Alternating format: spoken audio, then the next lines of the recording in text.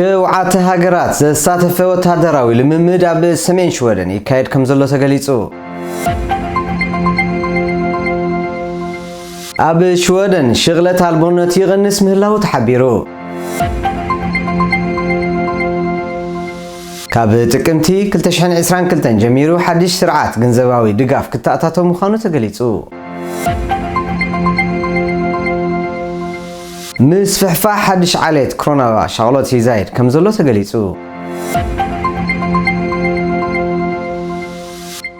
ኣብ ርሑቕን ኣብ ቀረባን ከምኩም ነዚ መደብ እዚ ትከታተሉ ዘለኹም ሰዓብትና ከመይ ቀኒኹም? ብኣርእስቱ ዝፈለመ ናይ ሎሚ ረቡዕ 16 ሰነ 2021 ዜናዊ ትሕዝቶና ናብ ዝርዝራቱ ዘስተኩም ኣቕራቢ ዝመደብ ሳሙኤል ሓጎሴ ሰናይ ምክትታል።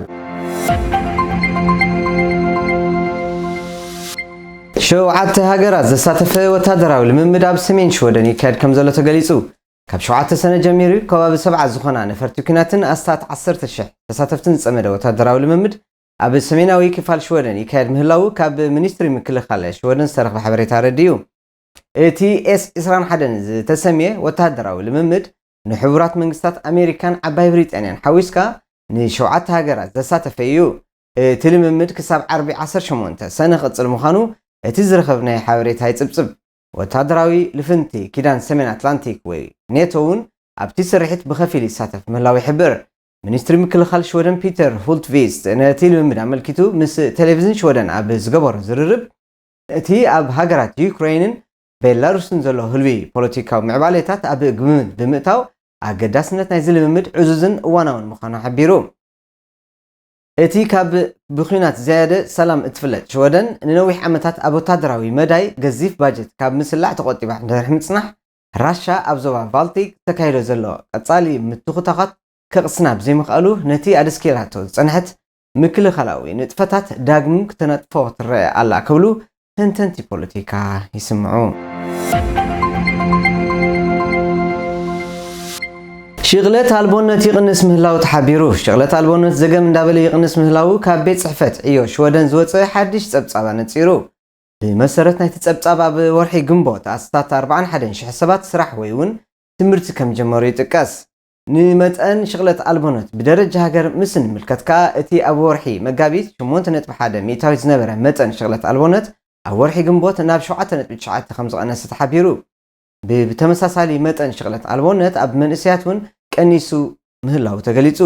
ስጋት ለቮዳ ኮሮና ቫይረስ ኣብ ዝበነሉ ዘበን ወፅሪ ክታበት ዝወሱ ሰባት እንዳበዝሐ ኣብ ዝኸደሉ ዘሎ እዋንን ንጥፈታት ሕብረተሰብ ናብ ንቡር ዝምለሰሉ ተስፋታት ይርአ ብምህላው ብዙሓት ብሰንኪ ኮሮና ደስኪለን ወይ እውን ተዓፅየን ዝነበራ ትካላት ዳግመ ቀልቀላ ይጅምራ ምህላውን ዝተፈላለየ ጸብጻባት ይሕብሩ።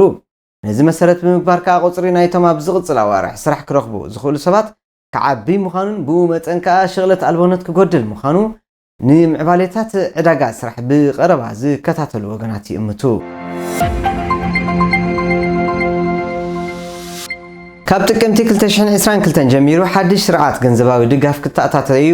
መንግስቲ ሽወደን ቤት ምኽሪ ንግድን በዓል መዚ ትምህርታዊ ድጋፍን ምስ ሓድሽ ሕገ ስራሕ ዝኸይድ ንኣካፍላ ገንዘባዊ ድጋፍ ንተምሃሮ ዝምልከት ሓድሽ ስርዓት ከተኣታቱ ሓላፍነት ከም ዝሃቦ ካብ መጽሔት ፐብሊክ ዝተረኽበ ሓበሬታ ይረድእ። እቲ ሓድሽ ስርዓት ተጠናቂቁ ካብ 1 ጥቅምቲ 2022 ኣብ ግብሪ ክውዕል ትፅቢት ይግበረሉ። ዕላማ ናይቲ ምቅያራት ከዓ ናይ ስራሕ ተመክሮ ዘለዎም ሰባት ብቐሊሉ ክመሃሩሉ ዝኽእሉ ባይታ ንምጥጣሕን እቲ ኣገባብ እውን ንምቅላል ከም ዝኾነ እቲ ዜና ይረድእ።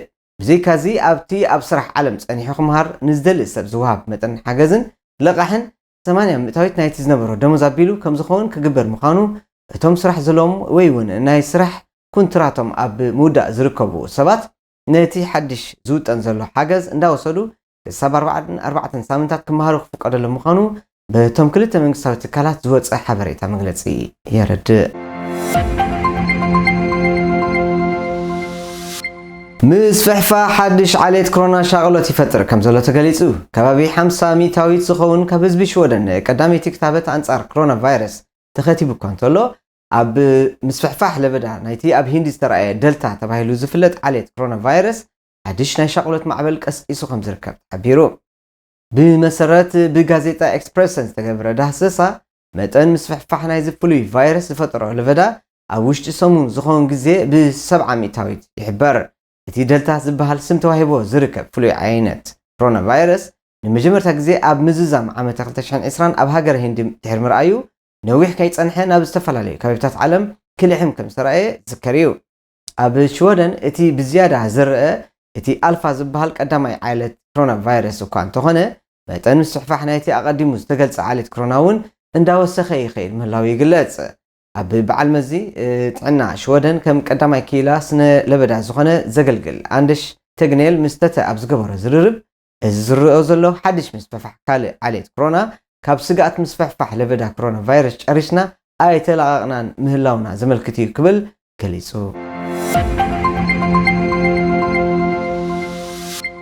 ዝኸበርኩም ተዓዘብቲ ቀፂሉ ዝቐርብ ሓፀርቲ ዜና እንቕርበሉ መደብ እዩ። ድሕሪ ዝሓፃር መሰጋገሪ ናኽወስተኩሜ ኣይተርሕቑ። ካብ ሃገራዊት ጋንታ ሽወደን እቲ ብህዝቢ ሽወደን ዝያዳ ህቡብን ተፈታውን ዝኾነ ኤርትራዊ ሽወደናዊ ተፃዋታይ ኣሌክሳንደር ይስሐቅ ምዃኑ ብኖቭስ ዝተኻየደ ደሰሳ ኣመልኪቱ። ብመሰረት ናይቲ ደሰሳ 20 ሚእታዊት ካብ ህዝቢ ሽወደን ፍቱ ተፃዋታይ ኣሌክሳንደር ይስሐቅ ምዃኑ ተገሊጹ። ብሶኒ 14 ሰነ ሃገራዊት ጋንታ ሽወደን ምስ ሃገራዊት ጋንታ እስፓኛ ኣብ ዘካየደቶ ግጥም ኣሌክሳንደር ይስሐቅ ደሚቑ ከም ዘምሰየን ኣብ መበል 69 ደቂቕ ተቐይሩ ብምውፅኡ ንኣሰልጣኒ ሃገራዊት ጋንታ ሽወደን እግዳይ ዝተፈላለዩ ነቐፌታታት ክኸውን ገይርዎ ከም ዘሎ ተንተንቲ ስፖርት ኣብ ገጻቶም የስፍሩ። ቁፅሪ ናይቶም ኣብ ሽወደን ክታበት ኮሮና ቫይረስ ድሕሪ ምውሳዶም ካልእ ዘይተደለየ ሳዕቤን ኣምፂልና ብምባል ገንዘባዊ ሓገዝ ዝሓቱ ሰባት ልዕሊ 250 ኣቢሉ ከም ዝበፅሐ ሬድዮ ሽወደን ኣቃሊዓ። ዝበዝሑ ካብቶም ግዳያት እቲ ክታበት ኣስዒቡልና ዝበልዎ ዘለዉ ፀገማት ኣዝዩ ዘሰክፍ ከም ዘይኮነ እቲ ዝረኸብናዮ ዜና የረድእ። ቤት ጽሕፈት ማሕበራዊ ውሕስነት ነቲ ብሰንኪ ምስፍሕፋሕ ለበዳ ኮሮና ኣተኣተትዎ ፀንሐ ምስክርነት ሕማም ካብ ሓኪም ክተምፅእ ዝጠልብ ግዜያዊ ሕግታት ክሳብ 30 መስከረም ከናውሖ ወሲኑ ከም ዘሎ ካብ መርበብ ሓበሬታ ናይቲ ቤት ጽሕፈት ዝተረኽበ ሓበሬታ ገንዚቡ። ብመሰረት ናይዚ ከዓ ዝሓመመ ቆልዓ ንምእላይ ካብ ስራሕ ዝበኽሩ ወለዲ ወይ እውን ሓሚሞም ካብ ስራሕ ዝበኽሩ ሰባት ካብ መበል 22 መዓልቲ ብኩራትዮም ምስክርነት ሕማም ካብ ሓኪም ክልእኩ ዝሕተቱ። መንግስቲ ሽወደን ሎሚ ረቡዕ 16 ሰነ ነቲ ብደቂ ተባዕትዮ ኣብ ልዕሊ ደቂ ኣንስትዮ ዝካየድ ዓመፅ ደው ንምባል 4 ነጥብታት ዝሓዘ ውጥን ኣቕሪቡ።